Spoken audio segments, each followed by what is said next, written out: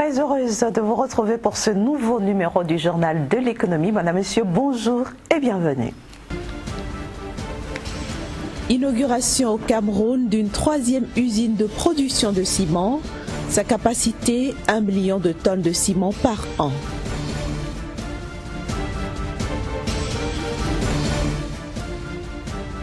Ouverture ce mercredi à Tokyo du premier forum Japon CEDEAO. La promotion de l'investissement en Afrique est au cœur des échanges.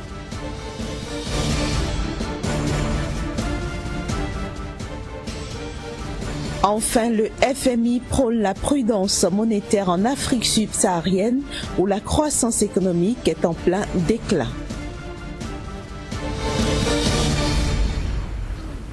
Je le disais à l'instant, le Cameroun dispose désormais d'une 3e usine de production de ciment installée dans la zone industrielle de Douala. Cette usine a été inaugurée mardi par le Premier ministre Filemon Nyang. Dotée d'une capacité de production pouvant atteindre 1 million de tonnes de ciment d'ici à la fin de l'année 2015, cette usine dénommée Ciment Cameroun Afrique est une filiale du groupe ADOA.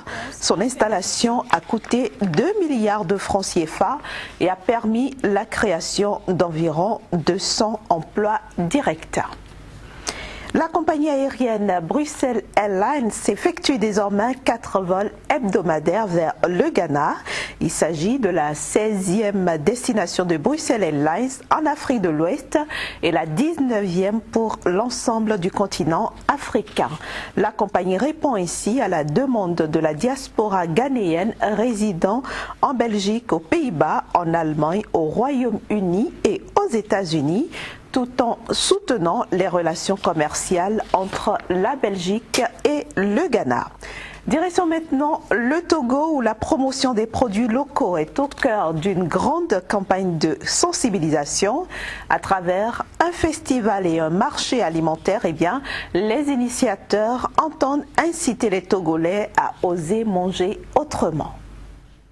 Une campagne à 2 volets sur les produits agroalimentaires locaux. L'initiative est de l'ONG Organisation pour l'alimentation et le développement local, OADEL. Nous organisons à l'occasion de la Journée mondiale de l'alimentation une campagne alimentaire qui est composée de 2 grands événements, notamment le Festival de films alimentaires et le marché alimentaire. Le Festival de films alimentaires, c'est une série de projections débats de films documentaires sur l'agriculture et l'alimentation. Et nous invitons le public togolais à discuter des questions de sécurité, de souveraineté alimentaire.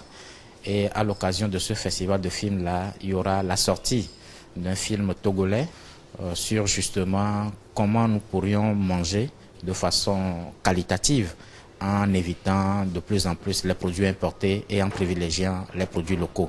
Le second événement, c'est le marché alimentaire qui a une série de dégustations de mets culinaires locaux. Ces mets-là ont totalement disparu ou sont en voie de disparition. Nous les remettons au goût du jour pour que le consommateur se rende compte qu'on peut cuisiner sans utiliser de produits importés et donner ainsi beaucoup plus de valeur à notre art culinaire. Pour les autorités togolaises, cette campagne est une occasion pour le gouvernement de vérifier les résultats des efforts fournis à l'endroit des producteurs. On ne peut pas encourager, financer les producteurs et ne pas savoir ce qui se fait au bout du fil. Donc la politique du gouvernement, c'est d'encourager les producteurs à produire assez pour pouvoir exporter et transformer sur le terrain. Donc il est temps que nous consommons nos propres produits, qui sont des produits bio. Démarrée ce 21 octobre à Lomé, la campagne alimentaire 2015 au Togo prend fin le 15 novembre prochain. Ce mercredi s'ouvre à Tokyo le premier forum économique entre la communauté économique des États de l'Afrique de l'Ouest et le Japon, en présence du président de la commission de la CEDEAO, Kadre Désiré Ouédraogo, et des dirigeants de l'UEMOA. Les participants évoqueront pendant 2 jours le thème central de la promotion de l'investissement en Afrique et des opportunités dans les secteurs porteurs comme l'agriculture, les mines, l'énergie et les télécommunications. Parlant des télécommunications, sachez qu'au Nigeria, le groupe MTN est condamné à verser 5,2 milliards de dollars sur décision de la Commission nigériane des communications. MTN devra payer cette amende pour avoir échoué à déconnecter tous les abonnés, ces abonnés bien sûr, qui disposent de cartes SIM non enregistrées, une opération qui vise à limiter l'emploi des SIM non enregistrés dans le cadre d'activités illicites. Intéressons-nous maintenant au rapport régional semestriel du Fonds monétaire international publié mardi à Dakar au Sénégal. Face au déclin de la croissance en Afrique subsaharienne, le FMI prône la réduction des inégalités et met en garde contre l'interventionnisme monétaire. Le rapport régional semestriel du FMI met l'accent sur 3 facteurs de la croissance vigoureuse en Afrique subsaharienne au cours de la dernière décennie.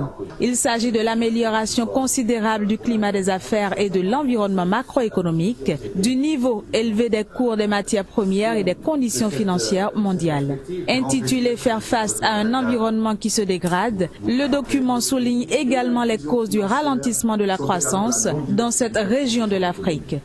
Dans les anticipations du FMI, la croissance en Afrique subsaharienne s'est nettement ralentie en 2015. Dans nos anticipations, la croissance sera en moyenne 3,75 en 2015 et un peu plus que 4% en 2016.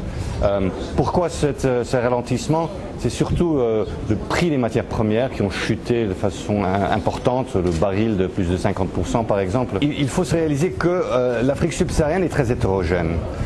Donc ce ralentissement a lieu surtout dans les pays producteurs de pétrole et dans quelques pays grands producteurs de minerais. Mais dans les pays à bas revenus, ici dans l'UMOA par exemple, mais aussi en Afrique de l'Est, nous voyons toujours des taux de croissance entre 5 et 6% et c'est une bonne chose. Pour s'assurer que l'Afrique subsaharienne conserve les taux de croissance élevés des années précédentes, le FMI préconise le renforcement de la compétitivité des économies africaines, notamment l'intégration dans le commerce international. L'institution financière propose aussi la réduction des inégalités de revenus, l'Afrique subsaharienne étant l'une des régions du monde où l'on enregistre le plus d'inégalités de revenus entre hommes et femmes. La ville de Paris a accueilli mardi le 2e forum économique francophone. Ce fut l'occasion pour les participants de dresser les grandes lignes d'une francophonie économique dynamique à la suite de la première édition qui s'est tenue à Dakar au Sénégal l'an dernier dans le prolongement du 15e sommet de la francophonie. Il s'agit surtout aujourd'hui d'accélérer la mise en œuvre de la stratégie économique adoptée à Dakar en transformant les idées et propositions en actions concrètes avec l'implication des acteurs du secteur privé et du secteur public. Voilà qui met un terme à la première partie de ce journal de l'économie. On se retrouve juste après ceci. Place maintenant à notre invité Kazmi Kpedjo du quotidien L'Économiste qu'on ne présente plus sur ce plateau. Bonjour Kazmi. Bonjour Inès. Alors aujourd'hui vous allez nous emmener au Gabon pour parler de la filière palmier à huile. Qu'est-ce qui se passe exactement au Gabon?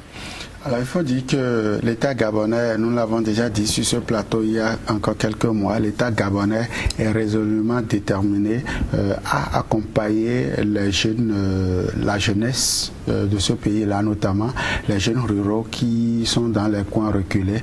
Alors l'État a signé avec une entreprise malaisienne, à savoir le Federal Global Ventures, un contrat visant à former d'ici quelques mois environ 2000 jeunes de ces zones reculées-là dans le palmier à huile, la promotion du palmier à huile.